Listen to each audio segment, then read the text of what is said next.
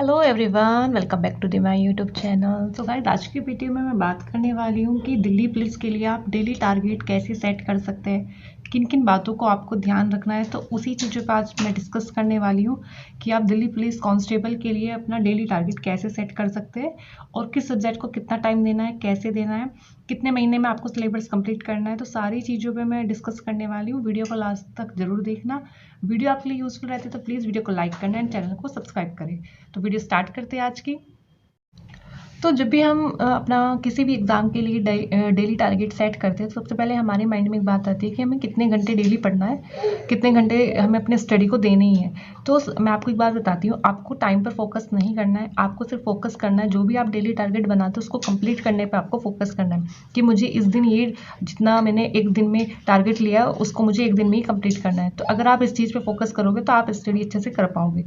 फिर भी अगर आपको लगता है कि मैं आपको घंटे बताऊँगी डेली कितने घंटे पढ़ना है दिल्ली पुलिस कांस्टेबल के लिए, तो 8 से 9 घंटे आपको पढ़ने ही पड़ेंगे। क्योंकि इसमें अब आप ऐसा नहीं है कि आपने 1-2 घंटे पढ़ा और आपका सिलेक्शन हो जाएगा। टाइम आपको देना पड़ेगा स्टडी को, तभी आपका सिलेक्शन पॉसिबल है। ठीक है। तो अभी दिल्ली पुलिस कांस्टेबल के लिए मैंने यहाँ पे 7 महीने मतलब सिलेबस कंप्लीट करने में रिवीजन के लिए रखे हैं कि 7 महीने आपके पास अभी है। अभी 7 महीने का टाइम मैंने आपको दिया है इसमें।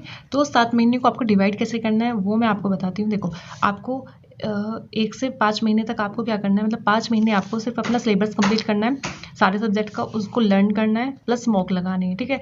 आपको ये 5 महीनों में कंप्लीट कर लेना है। फिर लास्ट के जो आपके 2 महीने बचने हैं, छठा और 7वां महीना, उसमें आपको क्या करना है, उसमें आपको प्रॉपर रिवीजन करना है जो भी आपने नोट्स बनाए हैं, सिलेबस जहाँ से कंप्लीट किया है।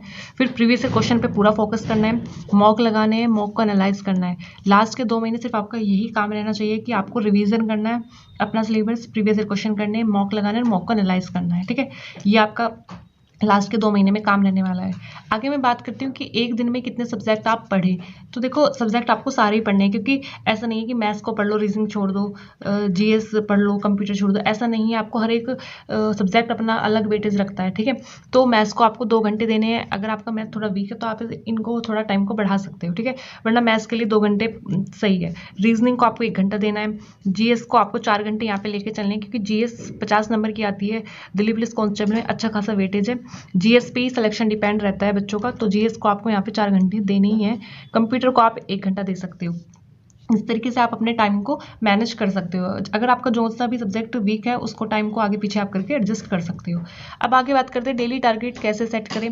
डेली टारगेट आपको या तो रात में सोने से पहले करना है या सुबह उठ के करना है। जब भी आप स्टडी करने बैठो उससे पहले आपके पास आपका डेली टारगेट होना चाहिए कि मुझे आज ये पढ़ना है, सब्जेक्ट में इतना टाइम देना है और मुझे ये चीज़ें कंप्लीट करनी है। तो पढ़ने से पहले आपके पास अपना डेली टारगेट होना चाहिए। ठीक है। अब बात आती है कि हमें डेली टारगेट को बनाएं कैसे। तो आगे मैं बात करने वाली हूँ कि आप डेली टारगेट को कैसे बनाएं। ठीक है। अभी मैं आपको बताती हूँ एक दिन का डेली टारगेट आपको कैसे बनाना है। देखो, जैसे मैंने 1 अप्रैल का लिखा है यहाँ पे, 1 अप्रैल के लिए मैं बना रही हूँ। 1 अप्रैल से आप अपनी स्टडी स्टार्ट करोगे टारगेट बना के, तो उसके अकॉर्डिंग मैंने बनाया है। ठीक है। तो जैसे मैंने पहले मैथ्स रखा है, मैथ्स में मैंने आपको 2 घंटे का टाइम दिया था ऊपर भी। 2 घंटे में आपको 1 घंटा, जैसे मान लो आप परसेंटेज से स्टार्ट कर रहे हो तो 1 घंटा आपको परसेंटेज का चैप्टर पढ़ना है, और फिर 1 घंटा जो आपने जिस टाइप का परसेंटेज के क्वेश्चन कर रहे हैं उसी टाइप का आपको 1 घंटे में प्रैक्टिस करनी है क्वेश्चंस की। तो मतलब मैथ्स में क्या हो गया, 1 घंटा आपको, अगर आप वीडियो देख रहे हो तो वीडियो से नोट्स बनाने परसेंटेज के, अगर बुक से समझ रहे हो तो बुक से, अगर आपने नोट्स ऑलरेडी बनाया तो नोट्स को आपको 1 घंटा परसेंटेज के पढ़ने हैं। फिर अगले 1 घंटे में आपको सिर्फ क्वेश्चन की प्रैक्टिस करनी है, जिस टाइप का भी आपने परसेंटेज का चैप्टर पढ़ा है उसी टाइप के आपको सिर्फ क्वेश्चन की प्रैक्टिस करनी है। ठीक है। रीजनिंग में आपको क्या करना है, रीजनिंग में आपको 1 घंटा सिर्फ प्रीवियस क्वेश्चन सेट लगाना है शुरू वाले दिन। स्टार्टिंग के दिन में आपको प्रीवियस से क्वेश्चन लगाने, जो भी क्वेश्चन आपका गलत होता है उसको नोट डाउन करते चलना है, जिस भी टॉपिक से गलत हो रहा है। फिर नेक्स्ट डे आपको प्रीवियस क्वेश्चन ना लगा के उस टॉपिक पे वर्क करना है जो आपका रीजनिंग में क्वेश्चन गलत हुआ था। ऐसे आपको करना है रीजनिंग में। 1 घंटा रीजनिंग के लिए बहुत काफी है, तो आप 1 घंटा रीजनिंग के लिए रख सकते हो। रीजनिंग में सिर्फ आपको प्रीवियस क्वेश्चन करने, और जिस टॉपिक से आपके क्वेश्चन गलत हो रहे हैं उसी टॉपिक पर आपको वर्क करना है दोबारा से। कंप्यूटर में मैंने 1 घंटा दिया आपको, 1 घंटे को मैं 30 मिनट में डिवाइड कर रही हूँ 2 पार्ट में।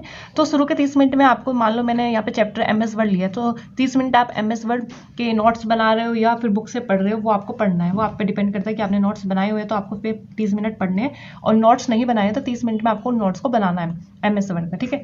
फिर अगले 30 मिनट में आपको सिर्फ जो नोट्स बनाए उनको ही लर्न करना है। क्या होगा, आप आज जितने नोट्स बनाए उसको आपने याद किया, फिर कल जब आप नोट्स बनाने बैठो पीछे का रिवाइज करके तब आप आगे के नोट्स बनाना। तो इससे क्या होगा, 2 बार आपका रिवीजन हो जाएगा। आगे मैं बात कर लेती हूँ जीएस में आपको 4 घंटे कैसे डिवाइड करने हैं। तो जीएस के लिए मैंने यहाँ पे आपको 4 घंटे दिए। 4 घंटे में से स्टार्टिंग के जो 2 घंटे हैं वो आपको किसी एक सब्जेक्ट को उठाना है। मैंने यहाँ पे शुरू में पॉलिटी लिया है। पॉलिटी में आपको 1 घंटा लर्न करना है, जो भी टॉपिक्स आप लर्न कर रहे हो, बुक से कर रहे हो, नोट से कर रहे हो, जहाँ से भी कर रहे हो। फिर उसी टॉपिक के प्रीवियस ईयर क्वेश्चन आपको लगाने हैं जो भी आपने पॉलिटी में पढ़ा है। 1 घंटा आपको पॉलिटी में एक टॉपिक को लर्न करना है, नेक्स्ट अगले 1 घंटे में उस टॉपिक के प्रीवियस ईयर क्वेश्चन आपको लगा लेने हैं। फिर 2 घंटे आपके हो गए। नेक्स्ट तीसरे घंटे में आपको स्टैटिक जीके पढ़नी है। स्टैटिक जीके का कोई एक टॉपिक पढ़ना है। आज आप जैसे एक टॉपिक कंप्लीट करोगे, नेक्स्ट डे आपको नया टॉपिक नहीं पढ़ना, उसी प्रीवियस जो पीछे आपने टॉपिक पढ़ा है उसी के आपको प्रीवियस ईयर क्वेश्चन लगाने हैं अगले दिन और उसी को रिवीजन करना है। तो एक टॉपिक को आपको 2 दिन देने हैं, ठीक है, स्टैटिक जीके में। फिर 3 घंटे आपके यहाँ पे कवर हो जाएंगे। बचता है आपका 1 घंटा जीएस का। तो 1 घंटा आपको क्या करना है, परिणाम बैच के प्रैक्टिस सेट जो नवीन सर ने कराए हुए डेली उनको एक एक सेट आपको 1 घंटे में कंप्लीट करना है, मतलब लर्न करना है। अगर आपको इसकी परिणाम बैच के प्रैक्टिस सेट की पीडीएफ चाहिए तो आप मेरा टेलीग्राम ज्वाइन कर सकते हैं। वहाँ पे मैंने प्रोवाइड कराई हुई है, सारे जितने भी सर ने सेट कराए हुए सारे मैंने सेंड किए हुए, एक कंपाइलेशन बनाया हुआ है उसमें सेंड किए हुए हैं, ठीक है। तो आपके 4 घंटे जीएस के ऐसे डिवाइड हो जाएंगे। अब टोटल आपके यहाँ पे 8 घंटे कंप्लीट हो गए हैं सारे सब्जेक्ट के अकॉर्डिंग। बाकी आपका 1 घंटा बचता है क्योंकि मैंने 9 घंटे का आपका शेड्यूल बनाया था ये। तो 1 घंटा बचता है। 1 घंटे में आपको क्या करना है, किसी भी सब्जेक्ट का आपको सेक्शनल मॉक लगाना है। जैसे आज आपने जीएस का लगा लिया, अगले दिन मैथ्स का लगा लिया, उससे अगले दिन रीजनिंग का लगा लिया। तो ऐसे 1 घंटे में आपको सेक्शनल मॉक लगाना है सब्जेक्ट वाइज, जो भी आपको सब्जेक्ट वीक लगता है उस पर ज़्यादा वर्क करना है। फिर फुल मॉक आपको कब देना है, फुल मॉक केवल आपको संडे को देना है। संडे को कोई भी आपको सब्जेक्ट नहीं पढ़ना है, कुछ भी थ्योरी पार्ट नहीं पढ़ना है, सिर्फ आपको मॉक लगाना है और मॉक को एनालाइज करना है। जितना टाइम आपको मॉक लगाने पे देना है उतना ही उसको एनालाइज करने पे देना है और उसी एनालाइज पार्ट पे वर्क भी करना है, तभी आपको इंप्रूवमेंट देखने को मिलेगा। जब भी आप डेली टारगेट सेट करो तो डेली टारगेट आप जैसे सेट करोगे सब्जेक्ट वाइज आप लिखोगे कि मैथ्स में आपको परसेंटेज पढ़ना है, रीजनिंग में आपको एक सेट लगाना है, कंप्यूटर में एमएस वर्ड पढ़ना है, जीएस में ये पढ़ना है। ऐसे लिखने के बाद उसी पेपर के नीचे आपको ऐसे एक टेबल बनानी है, मैथ्स के नीचे ऐसे कॉलम बना देना है, रीजनिंग के आगे ऐसे कॉलम बनाना है, सभी सब्जेक्ट के आगे ऐसे कॉलम बनाना है। और जब मतलब इवनिंग में जब आपका सारा ही डेली टारगेट आपका कंप्लीट हो जाए फिर आपको क्या करना है, जैसे मैथ्स में आपने परसेंटेज लिया था वो आपका कंप्लीट हो गया तो ऐसे टिक मार्क करते चलना है। तो आपको इससे क्या होगा कि आपने हर एक सब्जेक्ट में जो जो डेली टारगेट लिया था वो आपने कंप्लीट कर लिया है, ठीक है। तो फिर उसी के नीचे आपको फर्स्ट वीक मॉक मार्क्स लिखने हैं, जितने उस सप्ताह मतलब संडे में जो आप मॉक लगाओगे उस वीक आपके 100 में से कितने मार्क्स बने वो आपको लिखना है और यहाँ पे डेट मेंशन भी करनी है। फिर ऐसे ही नेक्स्ट जब आप डेली टारगेट लोगे उसमें भी ऐसे ही आपको सेकंड वीक मॉक मार्क्स लिखना है और उसमें 100 में से कितने मार्क्स बने वो लिखने हैं। फिर आप मतलब एनालाइज करना कि आपके फर्स्ट वीक में कितने मार्क्स बने थे, सेकंड वीक में कितने मार्क्स बने थे, कुछ इंप्रूव हो रहा है नहीं हो रहा है, और अगर इंप्रूव नहीं हो रहा है तो कहाँ आप मिस्टेक कर रहे हो, क्या चीज़ आपको ज़्यादा टाइम देना है, किस सब्जेक्ट को ज़्यादा टाइम देना है। तो इस तरीके से आप मॉक को एनालाइज करके अपनी स्टडी को कंटिन्यू करोगे। तो गाइज ये मैंने आपको डेली टारगेट बताया कि आप दिल्ली पुलिस के लिए कैसे सेट कर सकते हैं। अगर आपको वीडियो अच्छी लगे तो प्लीज़ वीडियो को लाइक करना है, चैनल को सब्सक्राइब करना। Thank you so much.